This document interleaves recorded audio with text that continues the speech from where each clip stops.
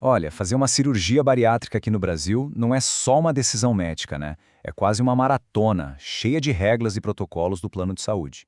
Então, a ideia aqui é a gente desvendar juntos cada passo desse caminho, desde as regrinhas que valem para todo mundo, até o que fazer se o plano disser não. E a pergunta que não quer calar, que todo mundo que pensa nisso se faz é, afinal, o que o plano de saúde tem que cobrir? Entender isso direitinho é o começo de tudo, sabe? É o que garante que os direitos sejam respeitados e que o tratamento possa começar. Então bora lá entender isso a fundo. Bom, antes de mais nada, a gente precisa entender as regras do jogo. E essas regras valem para todo mundo, tá? Existem critérios que vêm lá de cima, nacionais, que dizem quem pode e quem não pode fazer a cirurgia com cobertura. E olha, nenhum plano de saúde pode simplesmente ignorar isso. Mas quem é que manda nesse jogo todo? Quem dita essas regras? É a ANS, a Agência Nacional de Saúde Suplementar. Pensa nela como o juiz de todos os planos de saúde privados no Brasil. O que a ANS diz é lei. É a palavra final para autorizar ou negar qualquer coisa. Ok, então vamos para o que interessa. Os critérios oficiais da ANS. Como é que funciona? A cobertura é obrigatória para quem tem o famoso IMC, o Índice de Massa Corporal, acima de 40. Agora, se o IMC estiver entre 35 e 39,9, a cobertura também rola. Mas aí precisa ter alguma doença junto, uma comorbidade ligada à obesidade. Tem também a questão da idade, que precisa ser entre 18 e 65 anos. E olha só, um ponto importante. Tem que comprovar que a obesidade já existe há pelo menos 5 anos. Tá, mas que doenças são essas que abrem a porta para a cirurgia para quem tem um IMC um pouco menor? A lista da ANS é bem clara e fala de coisas sérias, viu? Tipo diabetes tipo 2, a famosa pressão alta, apneia do sono, colesterol nas alturas, enfim, ter uma ou mais dessas condições é o que pode virar o jogo, é o que faz a indicação médica ser forte e o plano ter que cobrir. Agora, atenção para esse número: 2 anos. Guardem esse número, porque ele é um dos pontos que mais dá problema, que mais causa negativa de cobertura. 2 anos, é isso mesmo. Esse é o tempo mínimo de tratamento clínico que a pessoa precisa provar que fez e não deu certo, antes de pedir a cirurgia. E é exatamente aqui que o bicho pega para muita gente. A papelada, falta de documentação, é o que trava tudo. Bom, agora que a gente já entendeu as regras gerais, vamos ver na prática como as operadoras tipo a Hapvida lidam com essa preparação toda. Então, muitas operadoras criam esses programas internos que são, na prática, um passo obrigatório. Não tem como pular. E a ideia por trás disso é preparar o paciente de verdade, sabe? Tanto a parte do corpo, metabólica, quanto a cabeça, o psicológico. E claro, para o plano de saúde é uma forma de gerenciar os riscos e os custos da cirurgia. Então não é só papelada, é uma preparação bem intensa mesmo. E esse processo é tudo esquematizado, passo a passo. Normalmente começa com uma conversa inicial, um acolhimento. Daí para frente, são meses de acompanhamento com um time completo, nutricionista, psicólogo, endocrinologista.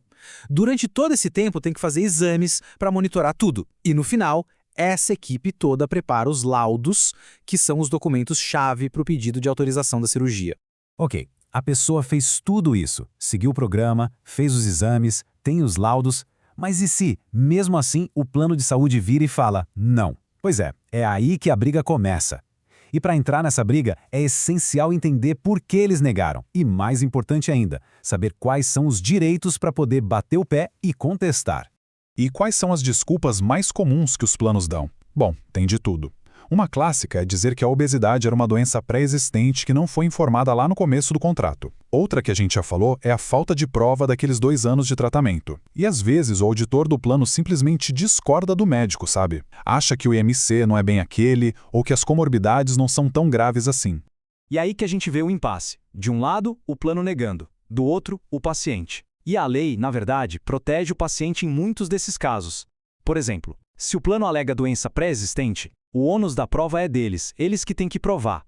Se eles acham o histórico de tratamento fraco, o que vale mesmo é o laudo detalhado do médico que acompanha o caso.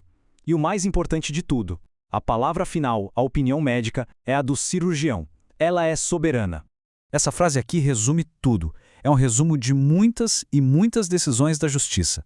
Basicamente, o que ela diz é: o funcionário administrativo do plano de saúde, o tal do auditor, não pode simplesmente passar por cima da decisão do médico especialista que está cuidando do paciente. A opinião dele não vale mais. E é esse princípio que tem feito muita gente conseguir o direito à cirurgia na Justiça. Certo. Passou a luta, a cirurgia foi aprovada. Acabou? Que nada. Aí começa uma fase completamente nova. É muito importante ter em mente que a cirurgia é só o começo de uma baita transformação que vai exigir um compromisso para o resto da vida. Pensa na cirurgia como uma ferramenta, a melhor ferramenta que existe para essa situação, mas ainda assim uma ferramenta, não é uma pílula mágica. O sucesso lá na frente, no longo prazo, depende totalmente de como essa ferramenta vai ser usada, ou seja, depende de um novo estilo de vida, com acompanhamento de nutricionista, psicólogo e médico para sempre. E agora, olha só que informação importante que muita gente não sabe. O tratamento não acaba quando o peso vai embora. Sabe o excesso de pele que fica depois de um emagrecimento grande? A remoção dessa pele não é considerada estética, não. É vista como parte do tratamento da obesidade porque pode causar problemas de saúde. Por isso, cirurgias como a abdominoplastia para tirar a pele da barriga têm que ser cobertas pelo plano se o médico indicar.